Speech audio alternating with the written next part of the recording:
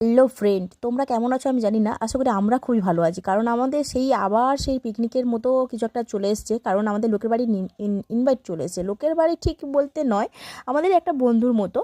তো যাদের বাড়ি আমরা কার্তিক ফেলেছিলাম, একবার দেখেছো অনেক দিন আগে যে ভিডিওতে আমরা কার্তিক ফেলেছিলাম, তাদের বাড়িতে আজকে ইনভাইট। কবে খাওয়াবে কবে খাওয়াবে, আমরা ভালোই ঘুরঘুর করেছি যে কবে খাওয়াবে, মানে বিশেষ করে আমি করেছি ঘুরঘুর যে কবে খাওয়াবে। যেই ইনভাইট করেছে দেখো, কড়াই আর খুন্তি টুন্তি সব কিছু নিয়ে রেডি আমরা। আর নিয়ে চলে এসেছে গ্যাস, সব কিছু নিয়ে আমরা মোটামুটি ছাদের মধ্যে রান্নার আয়োজন করছি।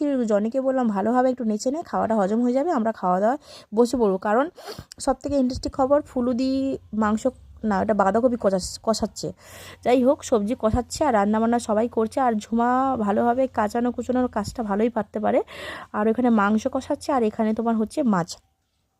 যদিও ভিডিওটা অনেক আগে হয়েছিল, কিন্তু এডিট করছি আজকের। কি করবো বলো, সময় হয় না। সময় মানে এই কাদের বাড়ি ইনভাইট করবে, কে করবে না করবে, এইসব ভাবতে ভাবতে আমাদের মানে পুরো সময়টা চলে যায়, বিশেষ করে আমার চলে যায়। তো যাই হোক, খাওয়া দাওয়ায় সেই মেন পর্বেই বসে পড়লাম। কখন আমার খাওয়া হচ্ছে দেখো, আমি সবার ফার্স্টে আমি বসে পড়েছি। প্লেট পুরো ফাঁকা, বসেছি রীতার দিকে তাকাচ্ছি যে রীতাদি যদি একটু দয়া করে আমাকে মাছের পিসটা দেয়, কিন্তু সেটুকুও দিল না। যাই হোক, মাংস টাংস দিয়ে খাওয়া দাওয়া ভালো হয়ে গেল। লাস্টের দিকে হাজির হয়ে গেল আমাদের মৌসুমি, আর ওটা হলো আমাদের জয়দা। খাওয়া দাওয়া সব ভালো হয়ে গেল। দুঃখ লাগলো যে তারপর দিন আবার কাদের বাড়ি হবে, দেখো এই ভেবে আমরা দুঃখ স্যাড অবস্থায় খাচ্ছি।